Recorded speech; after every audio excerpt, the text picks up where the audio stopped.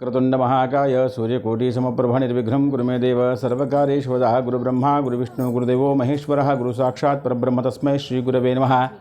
शरदंशुमाकारे परब्रह्मस्वरूपिणी वासरा पीठे सरस्वती नमोस्तुते। नमस्ते नारसिंहाय नमस्ते मधुवर्णे नमस्ते पद्मनेत्राय नमस्ते दुःखहारिणे मनोजव्यं मारुतुल्यवेगं जितेन्द्रियां बुद्धिमतां वरिष्ठं वातात्मजं वानरयुतमुख्यं श्रीरामदूतं शिरसा नमामि। बोलो गजानन भगवान की, बोलो गजानन भगवान की, बोलो गजानन भगवान की जय। शंभवे जयशन्नो సింహాస్తిరాంగ భగవంతః జదాభ్యాం సర్వమంగళం కరిష్యే। గణపతికి నేను ఒకవేళ ఇప్పుడు గణపతి బప్ప అన్నాను అనుకోండి, మనం అందరం ఏమంటాం ముక్తకంఠంగా? గణపతి బప్ప, గణపతి బప్ప, మంగళమూర్తి కదా. మనం మోరియా అని అంటాం. మోరియా అంటే ఏమిటో వీళ్ళు చెప్పే ప్రయత్నం చేస్తుంది. అందరూ తెలిసి ఉంటుంది, కానీ తెలిసిన దాన్ని మళ్ళీ తెలుసుకుంటే కొత్త విషయం అర్థమవుతుంది. దాంట్లోంచి ఒక్కొక్కరు ఒకరని చెప్పినా మనం ముద్గల ప్రాణం ప్రకారం చెప్తున్నాం. ముద్గలం ప్రమాణం. ఈ ప్రమాణం ఒకదానికి ప్రమాణం ఉండాలి. ఇట్లా చెప్తున్నారు, దానికి కారణం ఏంటంటే ప్రమాణం ఉండాలి. ప్రమాణం ప్రూఫ్ అది ఉండాలి. ఉంటే దాంట్లో పవిత్రత వస్తుంది. కాబట్టి వినే ప్రయత్నం చేయండి. భగవంతుడికి ఎన్నో అవతారాలు చెప్పుకుంటూ వచ్చాం కదా. ఎలాగైతే శివుడు 12 అవతారాలు తీసుకున్నాడో ఆ యొక్క భగవంతుడు కూడా 32 అవతారాలు, దాంట్లో 16 విశేషం, దాంట్లో 8 పూర్తిగా ఇంకా విశేషం. కాబట్టి మన విశేషం ఏంటి? మనకు వరసిద్ధ వినాయకుడు ఒక్కడే కదా. కాబట్టి ఏ దాన్ని మనం గట్టిగా పూజిస్తామో ఆ పుణ్యము ఆ ఫలము మనకు పూర్తిగా లభిస్తుంది. అలా ఒక్కొక్క యుగంలో గణపతి ఒక్కొక్క రకంగా అవతారం తీసుకొచ్చాడట. అయితే మోరియా అనేటువంటి విషయం మనకు ఎప్పుడు కనబడుతుందంటే కృతం, అంటే భగవంతుడు ఎప్పుడైతే మయూరేశ్వరుడు కూడా వచ్చినాడో అప్పటి విషయం కనబడుతుందట. అంటే ఎప్పుడది? త్రేతాయుగం. అంటే మా రామచంద్రుల వారు నివసిస్తున్నప్పుడు, రామచంద్ర దేవుడిగా ఉన్నప్పుడు, రాజుగా ఉన్నప్పుడు ఈ అవతారం. ఇది మయూరేశ్వర అవతారము, గుర్తుపెట్టుకోండి. అయితే మనకు కాలము మానము సమయం ప్రకారంగా పోతే మనకు కొంచెం ఇబ్బంది అయ్యే అవకాశం ఉంది. కాబట్టి మనకు ఉన్నాయి కదా. ఇప్పుడు మనం పూణే దగ్గరికి వెళ్ళి అష్టవినాయక దర్శనం చేయించండి అంటే ఏం చేస్తారు? మనకు మయూరేశ్వర్ నుంచి మొదలు పెడతారు. అక్కడ మోర్గావ్, అక్కడి నుంచి మొదలుపెట్టి మళ్ళీ అక్కడే ఆపితే అష్టవినాయక దర్శనం అవుతుంది. ఇది విశేషం. కాబట్టి మనం మోరేశ్వర్ అంటే ఏంటో తెలుసుకునే ప్రయత్నం చేద్దాం. గణకి అనేటువంటి రాజ్యంలో చక్రపాణి అనేటువంటి ఒక మహారాజు ఉండేవాడు. మీరు ఒక మాట గుర్తుపెట్టుకోండి, రాక్షసులు రాజులయ్యారు, దేవతలు రాజులయ్యారు, మనుషులు రాజులయ్యారు. అంటే అందరూ, ఆఖరికి వానరులు కూడా దేవతలు అయ్యారు. అంటే సుగ్రీవుడు రాజు కదా. సుగ్రీవుడు రాజు, వాలి కూడా రాజే, ఆ హనుమంతుడు మంత్రి. అలా అంటే వానర జాతి కూడా రాజ్యం చేసింది, రాక్షస జాతి రాజ్యం చేసింది, మానవ జాతి రాజ్యం చేసింది, దేవతలు రాముడు కృష్ణుడు కూడా దేవతలు. కాబట్టి వాళ్ళు ఏం చేశారు? రాజులు అయ్యారు. అంటే అందరూ రాజులు ఒకప్పుడు ఉండేవాళ్ళు వాళ్ళ కాలానుసారంగా. అట్లాగే గణకి అనే దేశానికి చక్రపాణి అనేటువంటి మహారాజు పరిపాలించేవాడు. ఈ మహారాజు ఎలా మహారాజు అంటే ఆయనకి ధర్మశాస్త్రము వేదము అన్నీ తెలిసి ఉన్నాయి. అయితే భగవంతుడి యొక్క కృప ఉన్నప్పుడు అలాంటి వాళ్ళకు కూడా మళ్ళీ సంతానం బాగు పుడితేనే సుసంతానం అన్నారు. అందుకనే సంతానం పుట్టాలి అంటే లోకకంట కూడా ఉండకూడదు, లోక కారకుడై ఉండాలి, కారణ జన్ముడై ఉండాలి, తల్లిదండ్రులకు సేవ చేసేవాడై ఉండాలి. అలాంటి కొడుకు ఉంటేనే కొడుకు అని చెప్పడం జరిగింది. అలాంటి కొడుకు పెద్దవాడై పెరిగిన తర్వాత అధర్మం చేస్తే ఆ రాజ్యానికి ఆ రాజుకి అప్రతిష్ఠిత వస్తుంది. కానీ ఆయన ప్రయత్నం చేస్తే మంచి ధర్మం చేస్తున్నాడు కాబట్టి సంతానం కావాలని భగవంతుడు నమస్కారం చేస్తే ఆయనకు కొడుకు పుట్టాడు. ఆ కొడుకు పేరు చూడండి, పేరులో మీరు మొన్న చెప్పాను, మీకు ఒక అమ్మకి చెప్పాను, పేరు పెట్టిన తర్వాత మళ్ళీ ఇప్పుడు ఈ అమ్మాయి కూడా లక్కీ అని పిలిచినారు. లక్కీ, గుడ్డు, పండు అని పిలవకూడదు. పిలిస్తే దోషమే, దీంట్లో అనుమానం లేదు. ఇలా పిలిచి ఆ పేరుని పాడు చేస్తే ఆ పేరులో ఉన్న పవిత్రత పోతుంది. మరి పేరు పెట్టడం ఎందుకు తెలుసా? ఆ పేరుని పిలుస్తూ ఉంటే అక్కడ పుణ్యం తయారవుతుంది. అందుకనే ఈ చక్రపాణి ఆ కొడుకు పుట్టంగానే సింధు అని పేరు పెట్టాడు. సింధు అని పేరు పెడితే, సింధు అంటే ఏమిటంటే గొప్ప శక్తి ఉన్నటువంటి వాడు అర్థం. మనం పేర్లు గణపతి అని పెడతాం, గణపతి అని పెట్టిన తర్వాత బుద్ధి ఉండాలి, వాడికి బుద్ధి ఉండదు. వాడికి భీముడు అని పెడతాం, సన్నగా ఇట్లా ఉంటాడు. ఏమిటి ఉపయోగం అంటే వాళ్ళలో ఆ గుణం బాగొస్తే చాలు. గుణం, శరీరం అలా ఉండకపోయినా ఆ గుణం వస్తే చాలని మనం సంతోషించాలి. అలా సింధు అని పెట్టాడు. ఎందుకంటే నా కొడుకు నాలాగా మంచి విద్వత సంపాదించాలనే ఉద్దేశంతో పెట్టాడు. కానీ భగవంతుడి కృప లేకుండా ఉంటే కొన్నిసార్లు చాలా అయోమయంగా ఉంటుంది. ఆయన పెట్టాడు.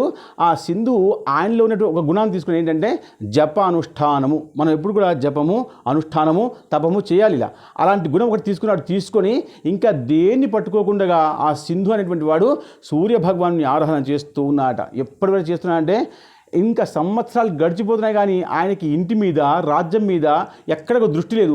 ఎవరికైతే రాజ్యం మీద దృష్టి ఉంటుందో వాళ్ళు యుద్ధం నేర్చుకుంటారు, ఇంకా రాజనీతి నేర్చుకుంటారు, ఇంకేమైనా నేర్చుకుంటారు, గుర్రం స్వారీ నేర్చుకుంటారు. కానీ ఈయనకి దాని మీద ధ్యాస లేకపోవడం వల్ల భగవంతుని మాత్రమే పట్టుకున్నాడు. అది సూర్యదేవుని పట్టుకున్నాడు. సూర్యదేవుడు కొంతకాలం ప్రత్యక్షమై ఏం కావాలి అంటే నాకు ఏమీ వద్దు, మీ కృప కావాలి అన్నాడు. బాగా వినండి, మీ కృప కావాలి అన్నాడు. పరమాత్ముడు సరే అన్నాడు. ఒక్కసారి కృప వచ్చిన తర్వాత ఆయన ఎలా వ్యవహరిస్తాడనే విషయం ఎవరు ఆలోచించరు. ఎందుకంటే ఇప్పటిదాకా అనుష్ఠానం చేశారు కాబట్టి. రాక్షసులకు కూడా పరమాత్ముడు వరం ఇచ్చేటప్పుడు నేను వరం ఇచ్చిన తర్వాత నువ్వు తప్పుగా దీన్ని వాడుకుంటావని అడగడు. ఎందుకంటే నువ్వు ఇప్పటిదాకా ఏం చేసావో దానికి ఫలితం ఇస్తారు. నువ్వు ఇప్పటిదాకా ఏం చేసావు, జపము అనుష్ఠానం చేసావు, దానికి ఫలితం ఏమిటి, వరం. ఏం కావాలో కోరుకోమంటారు. ఒక్కొక్కళ్ళు ఒక్కో రకం కోరుకుంటారు. నాకు విద్య కావాలి, నాకు నిద్ర కావాలి, నాకు రాజ్యం కావాలి, నాకు అమరత్వం కావాలి, నాకు చావు ఉండకూడదు, నాకు దీనివల్ల చావు. ఒక్కొక్క రాక్షసుడు ఒక్కొక్క రంగం కోరుకున్నాడు. కానీ భగవంతుడు అప్పుడు ఇవ్వాల్సిందే, ఎందుకంటే ఆయన ఆ సాధన చేశాడు కాబట్టి. సింధు కూడా చేశాడు. ఏమన్నాడు, నాకు నీ కృప కావాలి అన్నాడు. కృప పరమాత్ముడు ఇచ్చేశాడు. ఇచ్చిన తర్వాత ఎప్పుడైతే కృప వస్తుందో అప్పుడు మెల్లగా మెల్లగా ఆయనకున్నటువంటి మెల్లగా జ్ఞానం అహంకారంలాగా మారిపోతుంది. గుర్తుపెట్టుకోండి. కాబట్టి సింధుకు కూడా రాక్షసత్వం మెల్లగా మెల్లగా మెల్లగా వస్తుంది. భగవంతుడు ఇప్పుడు రావణుడు రాక్షసుడే కానీ దేవతా భక్తుడు కదా. రావణుడు అంత భక్తుడు గొప్పవాడు లేడు. ఆయన బ్రాహ్మడైన జాతి రాక్షస జాతి, పూజించేది ఎవరిని, శివుణ్ణి. కాబట్టి ఎంత గొప్పవాడు అంటే ఆయన లాంటి భక్తుడు దొరకడు. అంటే రాక్షస జాతిలో పుట్టినంత మాత్రాన భక్తి చేయకూడదా, భక్తి చేయాలి. ఆ భక్తికి సరైన మార్గంలో పెట్టాలి. పెట్టలేడు కాబట్టి రావణుడు వచ్చాడు, చంపేశాడు. గుర్తుపెట్టుకోండి. కాబట్టి ఈ సింధు కూడా వరాన్ని తీసుకున్నాడు. తీసుకున్న తర్వాత అక్రమాలు చేస్తున్నాడు. ఏ వరం బలం అయితే తీసుకున్నాడో ఆ బలం వల్ల దేవతల్ని, రాక్షసుల్ని అందరినీ హింసించడం మొదలుపెట్టాడు. మీరు మనకి గర్వసేకహోహం హిందూ అంటాం, కానీ అహంకారంతో అనకూడదు. అంత తేడా ఉంది అహంకారానికి గర్వానికి. ఈ విషయం మన లోపల ఎప్పుడు ఉంచుకోవాలి. మనకు ఒక విషయం వచ్చింది అంటే దాన్ని అందరికీ పంచిపెట్టే విధంగా లోకోపకారంగా, లోక కళ్యాణకారంగా ఉండాలి తప్ప అది అహంకారపూరితంగా అవ్వవు. అట్లాంటిది ఆ సూర్య భగవాను ఇచ్చిన వరాన్ని ఆ సింధు రాక్షసుడిలాగా మారిపోయి ఇంకా రాక్షసం పెంచుకొని ఎవరినైనా సరే యుద్ధం చేస్తున్నాడు. అందరితో యుద్ధం చేస్తే ఆఖరికి ఆ యొక్క ఇంద్రదేవుడి దగ్గరికి వెళ్ళాడు. అక్కడ ఇంద్రుడిని ఓడించి ఇంద్ర పదవిని తీసుకున్నాడు. అంటే ఆ రాజ్యం దేవతలోకం అంతా కూడా ఆయన స్వీకరించాడు. తీసుకొని తన దగ్గర నుంచి అక్కడ ఉన్నటువంటి అందరు దేవతలను తీసుకొచ్చి ఆ యొక్క గణాంక రాజ్యంలో బందీలుగా పెట్టేశారు. ఆ రాజ్యంలో బందీలుగా పెట్టిన తర్వాత వీళ్ళందరికీ ఇంకొక మార్గం ఏమీ లేదు కాబట్టి అందరూ కూడా ఓం గంగణపదే నమః, ఓం గంగణపదే నమః, ఓం గంగణపదే. మంత్రం చిన్నదే కానీ దాని ప్రభావం చాలా గొప్పది. మీరు గుర్తుపెట్టుకోండి, రామ అన్న చిన్న పదము చాలా గొప్పది. మనం దాన్ని అంటూ అంటూ అంటూ అంటూ అంటూ ఉంటే దాంట్లో ఉన్నటువంటి విషయం వస్తుంది. అందుకనే రామనామ జపం మళ్ళీ మళ్ళీ మీకు అంటే కోపం వస్తుంది. కానీ మీరు ఏం పేరు పెడుతున్నారో ఆ పేరు మనం పలుకుతూ ఉంటే లాభం వస్తుంది. రామ రామ రామ అంటూ ఉంటే ఫలం వస్తుంది. ఆ పేరు పెట్టాడు దశరథుడు, మనకు వశిష్ఠుల వారు పెట్టారు, దశరథుడు ఒప్పుకున్నాడు, రామ అన్నారు. రామనామ పదం మన జీవితాన్ని ఉద్ధరింపజేసింది. అవునా కదా. ఆ పేర్లో అంత బలం ఉంటుంది కాబట్టి పేరుకి చాలా ముఖ్యం ఉంది. అలా ఈయన అందరినీ పెట్టేస్తే వీళ్ళందరూ కూడా ఓం గంగణపదే నమః జపం చేసుకుంటూ కూర్చున్నాడు. గణపతి ప్రత్యక్ష రూపంగా వచ్చాడు. ఇది త్రేతాయుగం, గుర్తుపెట్టుకోండి. త్రేతాయుగం కాబట్టి అప్పుడు ఎలా ఉండాలో అలా ఉన్నాడు. ఒక్కొక్క యుగంలో గణపతి ఒక్కొక్క రకంగా ఉన్నాడు. నేను మీకు రేపు చెప్తాను. త్రేతాయుగంలో గణపతి 6 చేతులతో ఉన్నాడు, తెల్లగా ఉన్నాడు. గుర్తుపెట్టుకోండి, తెల్లగా ఉన్నాడు, 6 చేతులతో ఉన్నాడు. అయితే ఈ సింధు రాక్షసుడు అందరినీ బాగా ఇబ్బంది పెడుతున్నాడు కాబట్టి ఇంకా ఏం చేయాలని చెప్పేసి ఆ యొక్క విష్ణువు ఏమన్నాడంటే ఇంకా ఇంద్ర పదవి పోయింది కాబట్టి, ఇంద్రస్థానం స్వర్గం పోయింది కాబట్టి ఖచ్చితంగా విష్ణులోకానికి వస్తాడు, కైలాసానికి కూడా వస్తాడు సింధు రాక్షసుడు కాబట్టి ఆయన్ని ఆపాలని చెప్పేసి ఆ యొక్క విష్ణువు ఆ గరుడస్వామి మీద తీసుకొని స్వారీ అయ్యి ఇక్కడికి వచ్చి యుద్ధం చేస్తున్నాడు సింధు రాక్షసుడితో. కానీ ఇప్పుడు మనకు ఒక అనుమానం రావచ్చు, విష్ణువు మహాదేవుడు, మహావిష్ణువు కదా, ఆయన మొత్తం విష్ణువు ఆయన ఒక్కడే దేవుడు, ఆయనే విష్ణువు గొప్పవాడు, సర్వాంతర్యామి. అంత భగవంతుడు కూడా ఒక సూర్య భగవానుడు వరమిస్తే సింధు రాక్షసుడు యుద్ధం చేయలేకపోతున్నాడు. మీరు ఎవరు సూర్యనారాయణుడు చాలా చిన్న దేవుడు పెద్ద దేవుడు కాదు. ఇక్కడ ఏంటంటే విష్ణువు యుద్ధం చేస్తున్నాడు కానీ దాంట్లో లోక కళ్యాణం దాగిలేదు. గుర్తుపెట్టుకోండి, లోక కళ్యాణం దాగి ఏమిటా ఆయనలో ఉన్నది ఆంతర్యం ఏమిటంటే అందరూ కూడా ఎలాగైతే రాజ్యాన్ని స్వీకరిస్తున్నారో ఇంద్ర పదవి పోయిందో అలాగే నా పదవి కూడా నా స్థానం కూడా వెళ్ళిపోతున్న భయం ఆయనకుంది. భయంతో చేస్తే స్వార్థంతో చేస్తే సిద్ధం అవ్వదు. ఎలా చేయాలి? నిస్వార్థంగా నీ కోసం చేయాలి. అలా సాధ్యం అవుతుంది. మీరు ఆ మాట గుర్తుపెట్టుకోవాలి ఎప్పుడు కూడా. మనం చాలామంది పూజలు చేస్తాం, పునస్కారం చేస్తాం, అనుష్ఠానం జపం చేస్తాం, వ్రతం చేస్తాం, ఫలించకుండా ఉంటే లోపం మనలో ఉందనుకోవాలి తప్ప పరమాత్ముల్లో కానీ మంత్రుల్లో కానీ లోపం ఉండదు, మనలోనే లోపం ఉంటుంది. మనకు అలవాటు, మనకు టెంకాయ కొట్టేస్తే లాభం వస్తుంది, పుష్పార్చన లాభం వస్తుంది, ఇలా కాదు. మీ మనసు ఆత్మనివేదన చేయగలగాలి. దీన్ని ఆత్మనివేదన అన్నారు. అది ఇస్తే పరమాత్ముడు స్వీకరిస్తాడు. అన్నిటికంటే ముఖ్యం స్వామికి కావాల్సింది సమయము. ఈ రోజు నుంచి గుర్తుపెట్టుకోండి, నాకు టైం లేదు అని ఇంగ్లీష్ భాష మాట్లాడి టైం లేదు అంటే భగవంతుడు కూడా టైం లేదు మీకు రావడానికి. కాబట్టి భగవంతుడు టైం కావాలి అంటే మీకు టైం ఉండాలి. టైం లేదంటే ఎట్లా? పరమాత్ముడే మనకి ఇన్ని సంవత్సరాలు ఇచ్చాడు. మనకు వయసు ఇచ్చింది ఎవరు? పరమాత్ముడు. జన్మించింది ఎవరు? పరమాత్ముడు. ఉంచుతున్నది ఎవరి? పరమాత్ముడు. ఎంత సుఖం ఇస్తున్నాడు? పరమాత్ముడు. ఆ పరమాత్ముడి కోసం సమయం లేకపోతే మరి ఎందుకు బతకడం? ఎందుకు? ఏం చేద్దామని, ఏం సాధిద్దామని? మీరు చిన్న పిల్లవాడికి ఒక డజన్ పండ్లు ఇచ్చేసి ఆయన ముందర పెట్టేసి ఆ పిల్లవాడి దగ్గర నుంచి ఒక పండు అడగండి. ఆ పిల్లవాడు ఒక పండు మనకి ఇస్తే మనం ఎంతో మురిసిపోతాం. పక్క వాళ్ళని పిలిపించి మరీ చెప్తాను, నా కొడుకు నాకు పండు ఇచ్చాడు. పండ్లు ఇచ్చింది ఎవరు? తండ్రే. అడిగింది ఎవరు? తండ్రే. ఇచ్చింది ఎవరు? కొడుకే. ఎంత సంతోషమో, ఎంత మురిపమో, నా కొడుకు నాకు పండు ఇచ్చాడు చూడండి అమ్మా అంటాడు. అంటే మీకు ఇచ్చిన సమయం పరమాత్ముడిలో కొంచెం సమయం పరమాత్మ అడిగినప్పుడు మనం ఇస్తే ఎంతో సంతోషిస్తాడు. మీరు ఇచ్చి చూడండి. నాకు టైం లేదు అన్న భావన గొప్ప. మీరేం పని చేస్తున్నా ఆయన స్పృహ వల్ల, ఆయన శక్తి వల్ల, ఆయన ధైర్యం వల్ల, ఆయన చెప్తే చేస్తున్నారు. లేకపోతే మనం చేయలేం. చెప్పాను నిన్న, మనం రాత్రి పడుకున్నామా శవంతో సమానం. లేస్తామో లేదో తెలియదు. పరమాత్మ మిమ్మల్ని లేపుతున్నాడు. లేచిన తర్వాత నీకు జ్ఞాపకం వస్తుంది, నాకు ఇంత పెద్ద ఇల్లుందని. అప్పటిదాకా జ్ఞాపకం వస్తుంది. అప్పుడు నిద్రలో జ్ఞాపకం వస్తుంది, నిద్ర పట్టద్దే మనకు. కాబట్టి పరమాత్ముడికి సమయం ఇవ్వాల్సిందే. మొట్టమొదటి విషయం ఇది. అందుకనే శ్రవణము అన్నారు. నవవిధ భక్తుల్లో మొట్టమొదటివి శ్రవణము, వందనము, కీర్తము, దాస్యము, పాదసేవనము, ఇలా ఒక్కొక్కటి చెప్పారు. దాంట్లో మొట్టమొదటి శ్రవణం చేయాలి. అలా ఆయన నిస్వార్థంతో చేయకుండా నా భాగం కూడా పోతుంది, నా విష్ణులోకం కూడా పోతుంది భయంతో ఆ యొక్క సింధు రాక్షసుడు యుద్ధం చేస్తున్నాడు. కానీ అక్కడ రాక్షసుడు ఓడిపోవట్లే, గెలుపు ఆయనకి. ఎందుకంటే ఆయనకి వరం ఉంది కాబట్టి.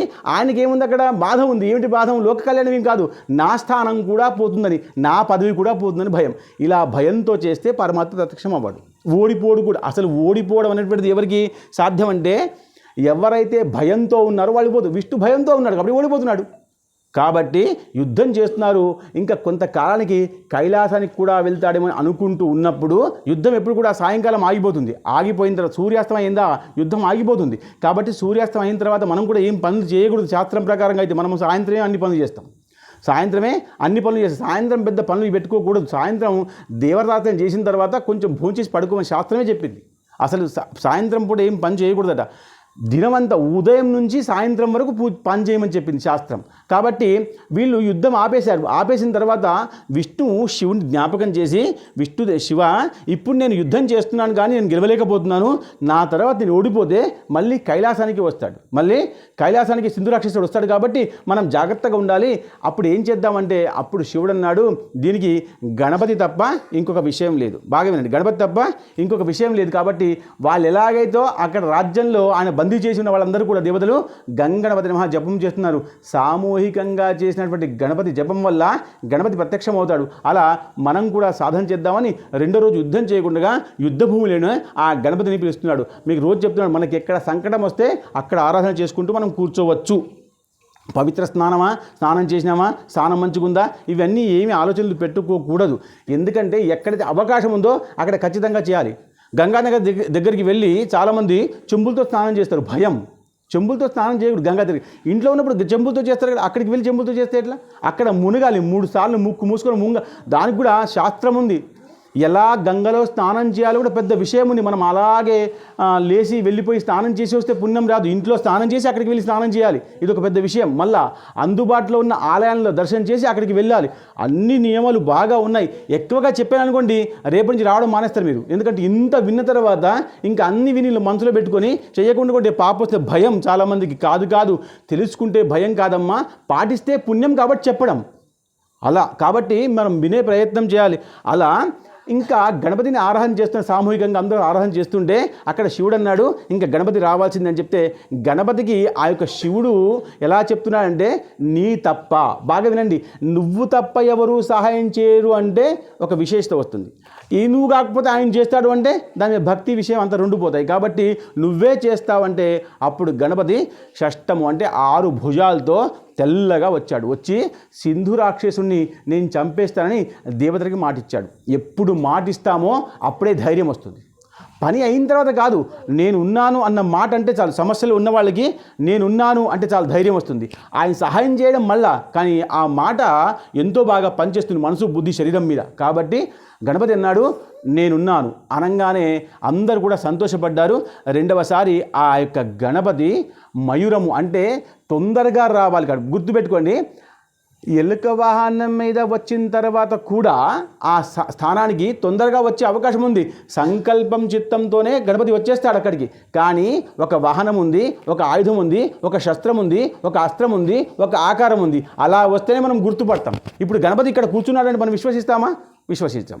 ఒకవేళ ఉన్నాడు అంటే ఆయన తొండం పెట్టుకున్నట్టు లెక్క. కానీ గణపతి నిజానికి ఇక్కడ ఉంటాడు. ఎందుకంటే ప్రవచనం నడుస్తుంది కాబట్టి. ఎక్కడైతే రామనామం నడుస్తుందో అక్కడ హనుమంతుడు ఎలా ఉంటాడో, అక్కడే ఎలాగైతే గణపతి ప్రవచనం చెప్తామో అక్కడ గణపతి వచ్చి వింటాడు. ఎక్కడ ఉన్నాడో ఎలా ఉన్నాడో ఎవరు తెలియదు. అలా నేను వస్తానని చెప్పేసి విశ్వాసం కల్పించగానే, కానీ ఆయన వచ్చేటప్పుడు ఈయనకి ఎలా అయితే మృత్యు వస్తుందో ఆ విషయాన్ని కనుక్కొని ఆయన 6 చేతులతో వచ్చాడు, తెల్లగా వచ్చాడు, మయూరుని తీసుకొని వచ్చాడు. మయూరు అంటే మోర్ అంటే నెమిలి మీద ఎక్కి వస్తున్నాడు.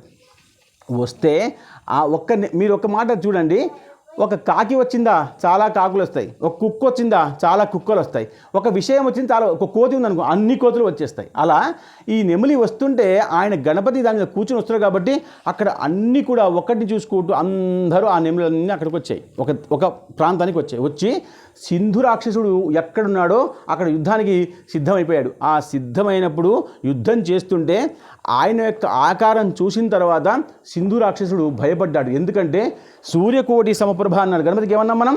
సూర్యకోటి సమప్రభ నిర్విఘ్నం కురుమే దేవ సర్వకార్యేషు సర్వదా. అంటే ఒక్క సూర్యుడు నాకు బలమిచ్చాడు, నాకు వరమిచ్చాడు, బలమిచ్చాడు. కానీ ఈయన సూర్యకోటి అంటే కోటి సూర్యుడికి ఎంత బలం ఉంటుందో, ఎంత తేజస్సు ఉంటుందో అంతకంటే ఎక్కువగా తేజస్సు ఉండడం వల్ల ఆయన్ని చూడలేకపోతున్నాడు సింధు రాక్షసుడు. భయపడ్డాడు. భయం వచ్చిందా మృత్యు వస్తుంది కాబట్టి భయపడ్డాడు. భయపడంగానే అప్పుడు ఆ యొక్క గణపతి ఆ యొక్క మయూరం మీద వచ్చాడు కాబట్టి ఆయన అందరూ కూడా మయూరేశ్వర మయూరేశ్వర మయూరేశ్వర అన్నారు. ఆ మయూరేశ్వరుడు ఏం చేశాడు? ఆ యొక్క సింధు రాక్షసుని చంపాడు. 3 భాగాలు చేశాడు. 3 భాగం చేస్తే ఈ ముఖం భాగం మనం విశేషమనగా ఈ ముఖం భాగం వెళ్ళి మోర్గావ్ అంటే ఎక్కడైతే ఈ నెములన్నీ ఉన్నాయో ఆ భాగంలో వచ్చి పడింది కాబట్టి దాన్ని మోర్గావ్ అన్నారు. అక్కడ గణపతి సింధు రాక్షసు చంపేశాడు కాబట్టి అక్కడ ఒక పెద్ద విగ్రహాన్ని నేను ఇక్కడే ఉండిపోతానంటే అక్కడ వాళ్ళందరూ కలిసి అక్కడ ఒక పెద్ద విగ్రహాన్ని పెట్టారు. ఆ విగ్రహం తయారు చేసింది బ్రహ్మ. గుర్తుపెట్టుకోండి, ఇప్పుడు కూడా మోరుగా ఉంది. మనం ఎక్కడో ప్రపంచంలో చెప్పట్లే విషయం అంతా. ఇప్పుడు కూడా మీరు అష్టమికి వెళ్తే అక్కడ అన్ని కనబడతాయి మీకు. నేను చెప్పిన విషయాలన్నీ గుర్తుపెట్టుకుంటే బాగుంటాయి. చాలామంది క్షమించాలి, యాత్రలకు వెళ్తున్నారు కానీ అక్కడ విశేషం ఏమిటి, ఎలా చేయాలి, ఎలా దర్శనం చేయాలి ఎవ్వరు కనుక్కోవట్లేదు. పోతున్నారంటే పోతారు ఎట్లా? ఏసీ బస్సులో పోతారు, ఏసీ రూమ్లో ఉంటారు, వేపి దర్శనం తీసుకుంటారు, దండం పెట్టారు, వచ్చారు. ఇంకా పుణ్యం ఎట్లా సాధ్యం? ఎట్లా సాధ్యం పుణ్యం? పుణ్యం అంటే ఎలా పుణ్యం సంపాదించాలో మనకు శాస్త్రం చెప్పింది కదా. అంత అనుష్ఠానము, అంత జపము, అంత నిష్ఠ ఉంటే కదా భగవంతుడు వచ్చేది. నువ్వు వెళ్ళిపోగానే వీఐపీ లైన్లో నీకు దర్శనం ఇచ్చేస్తే ఆయన దేవుడు ఎలా అవుతాడు? మరి పెద్ద ఆఫీసర్ అయిపోతాడు లేదా మినిస్టర్ అయిపోతాడు. దేవుడు ఎట్లా అవుతాడు? ఆయన దేవుడు పరీక్ష పెడతాడు, పరీక్షలో నెగ్గాలి. అది కదా పరమాత్మతత్వం, అది కదా భక్తితత్వం.